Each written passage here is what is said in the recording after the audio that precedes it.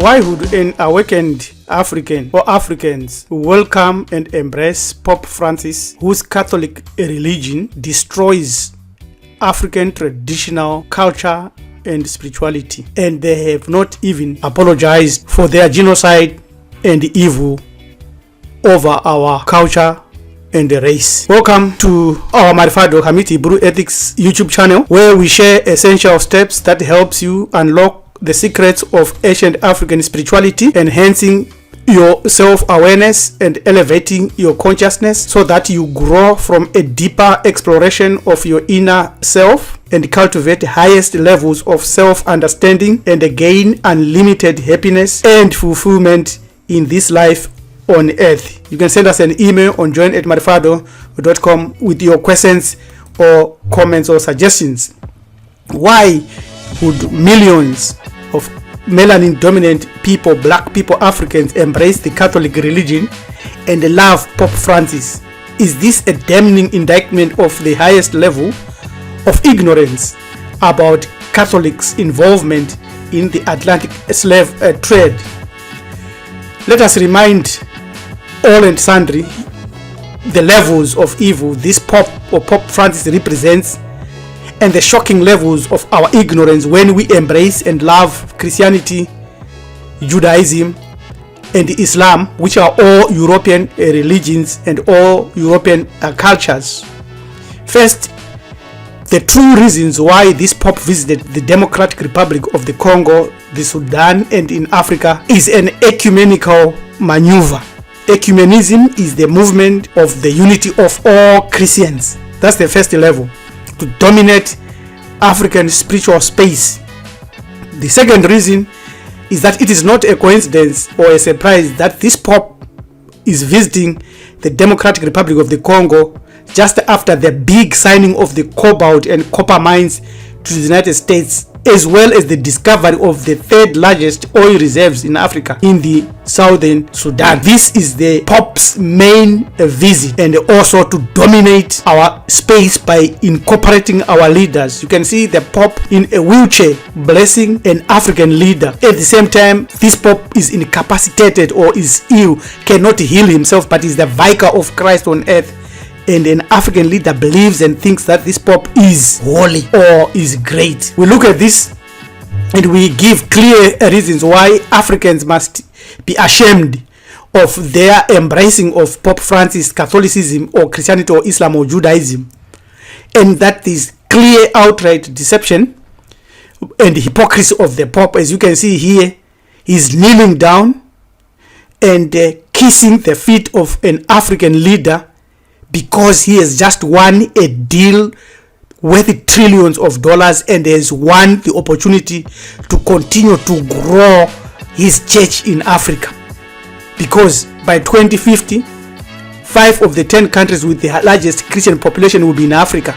As shown by this Pew Research Center, over 600 million people are going to join this religion. So this is a $1 trillion deception for oil. This is one more reason why this Pope Francis visited Africa. It is not for your prayers, it is not for your faith, it is not for our good, but for our resources and the followers, souls and energy for the Arachons. You can see clearly inside the Pope's reptilian audience hall in the Vatican. The interior of his design is a reptilian. Both the stage and the entry, the rooms are representative of the snake. And some may read this as delusional thinking, but we need to warn our brothers and sisters, African Catholics, to consider this at a deeper level, because their eyes can see what we are indicating here. These two reasons why this Pope, even in his wheelchair, visited Africa can be summarized clearly as the need to capture African natural resources, specifically the Congo mineral wealth and the Nubian oil wealth, and Mozambique gas, and the number 2, it is the spiritual slaves, or so colonialism. Because of the oil in Cabo Delgado and the discovery of one of the largest oil and gas diamonds, rubies and fields in the world, peace in northern Mozambique has become evasive. Now we hear of Islamist insurgents in Mozambique, of all places. These Islamists passed over countries like Congo, Sudan, Kenya, Tanzania, Malawi, Zambia, Zimbabwe to land in Mozambique, in Cabo Delgado. And then this Pope had just visited Mozambique, a deal for total, and whether he was participating in the deal, his attitude betrays his philosophy. And then he has the gumption to send some money to help people in Mozambique and children in Mozambique who were displaced by this conflict. Remember, this is how this Pope works. Just before the major signing of the biggest deals, the Pope either visits the place or after he visits that place, and the banks and the Europeans come en masse and invest and take over those resources. Christianity has never helped Africans in their fight for war of independence. Why then did this Vatican Pope not help the government of Samora Machel or Patrice Lumumba when he was in trouble, or even fighting for independence? We hear him today deceiving the masses with outright hypocrisy when he says hands off the Democratic Republic of the Congo. But they have just signed deals and given everything to the United States, and he said may Africa be protagonist of its own destiny. So why should he come and tell us that? Why shouldn't he just leave and say leave Christianity must leave Africa? Africans love to hear the Pope saying this, and they got not to see that they are being deceived, and this man is representative of their enslaver and colonizer and destroyer. Let's ask the question now: who allowed slavery? Africans welcome this Pope who is preying on their souls, and yet he sits on the chair and on the throne of those that allowed and the sanctified enslavement of melanin-dominant human beings of Africans. The 1455 Papal Bulls Romanus Pontifex. In 1496, Henry VII merely adopted the concept of Christian discovery, a doctrine that this Pope has not even rescinded. And this doctrine was put in place by Pope Nicholas V, who issued a bull Romanus Pontifex to King Alfonso V of Portugal, which declared war against all non-Christians throughout the whole world, and specifically sanctioned and encouraged the conquest, colonization, and exploitation of non-Christian nations and the peoples. The Pope directed the king to invade, search out, capture, vanquish, and subdue all Saracens and pagans whatsoever and other enemies of Christ, to reduce their persons to perpetual slavery.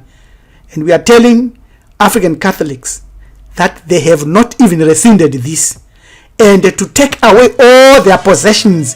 That's why they are coming after the signing of the deals, and they are taking our possessions through subtle negotiations and foolery, and also their property, both movable and immovable. So our lands and our mineral resources, and that the Pope has the gumption to say hands off the Democratic Republic of the Congo after the signing of these deals. Why didn't he tell them not to sign these deals if he loved Africa? This is proof where this Pope stands. He stands for the justification of the new world. This is their modus operandi. This is what we need to tell all African Catholics and Christians and Muslims and Jews who believe that these people have our interest, these people like and love us. It is utterly impossible for them to like us when they behave this way. Why the Pope must never be welcomed by sane minds in Africa? It's because of the deeds of his church and his deeds. His mouth can say good things, his mouth can say wonderful things, but they are the ones that destroyed and killed our spiritual leaders.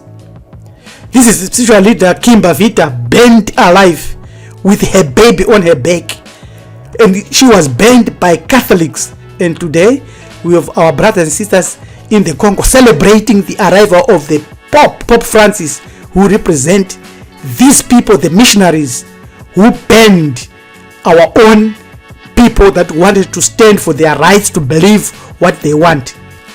She refused to believe in Jesus and they opposed colonization by the Pope, and today millions cheer and worship the representative of such evils. The same with people that are Catholics today, forgetting what this King Leopold did to our ancestors. What are the millions of our ancestors who were deceived, burned alive, killed, tortured raped, sodomized at the behest of the Catholics and Christianity say to you today. Christians happily mutilated millions, and today you shout in satanic joy when you see the representative of such evil. This is the Catholic proof. This is the intolerance. This is the proof of intolerance by the Catholics and their hate and the attitude at monopolizing spiritual space. The Pope represent the monopolization of spiritual space. Christianity carry the devil's heart. The proof why the Pope visited Africa is to keep you in delusion and to make you to forget what Christianity and its ecumenical movement did to us. They burned our shrines. And here, one of the Christian leaders in Europe, King Leopold II of Belgium, the butcher of the Congo, the butcher of over 20 million Africans, is shown here. And this man is holding the hands of his daughter and foot, and his wife were both killed and mutilated at the behest of this European, a Christian ruler who the Pope never opposed, who the Pope has never condemned. The Congolese villagers who failed to meet the rubber quotas had to pay with their hands chopped off, and the Belgian soldiers used to shoot a bullet through their hands, but then they decided that no, it's wasting their bullets and ammunition. They then used the machete to cut off the hands. And you are a Catholic and you cheer when the Pope visits and the Pope says something, and you forget completely what he represents. The Pope never stood for us, not even a bull to reverse his errors of evils, slavery, colonization, and satanic acts and the pain that we suffered. But he silently supported his countrymen, his race. Even now he pretends to like us. He pretends to represent us. He pretends to fight for us. And yet we see resources going over to Europe, going over to China, and he doesn't say anything about those signatures, but pretends to say the mouth can say anything. And the millions of our own melanin dominant human beings foolishly, in ignorance and utter blindness, cheer and love and embrace this Pope. We continue to show proof that their leader and leaders, their main purpose of coming to Africa with the gospel, which is preached today by many African pastors, Gino Jennings, Pastor Chris, including cardinals, also our politicians and our leaders, their mission is to cause us not to stand for our own Nzakomba, our own Mungu, our own Nzambi. This is the letter from King Leopold II of Belgium to colonial missionaries in 1883. It is clear that all pastors, all our leaders are sellouts, including African Christians. They are sellouts, including crooked business people. They are sellouts because of this mission that has never been reversed. You cheer them, you love them, you preach Jesus, but this is your Jesus who chopped off our ancestors' hand and deceives and targeting our children. What then must Africans begin to do to save themselves from the brainwashing by the white world enemies here on earth? We need to vigorously teach at the grassroots level that their beloved Pope Francis, who visited them, sits on the throne known as Dum Diversas, which granted the kings of Europe to reduce us into perpetual slavery. This is what he represents. This is what you are supposed to confront this Pope with. We need to teach, we need to spread this message to every part of the world. This Pope sits on the blood of our ancestors, and even if he apologizes, he must, to prove that he is apologizing, condemn Christianity and remove Christianity out of Africa and destroy every church in Africa. If he doesn't do that or assent to do that, we are clearly assured, and we know anyway, that he is a deceiver. He is a deceiver. And also that he must condemn the people that he works with in cahoots of robbing our richest African countries in natural resources and taking them to Europe. because he is an unrepentant colonizer, enslaver, and deceiver, this Pope should not ever visit Africa again. Look at what he did. He never fought against the dictatorships that have come over Africa in case of people like Mobutu Sese Seko and the wealth and the destruction and the millions that perished. But he deceives them and does not refer to the history of how they evangelized our place. Subscribe to our channel because you will receive information that will unlock your potential and elevate your spiritual awareness and give you the keys to live and gain unlimited happiness and fulfillment today on earth. Tatenda, Siabonga, thank you.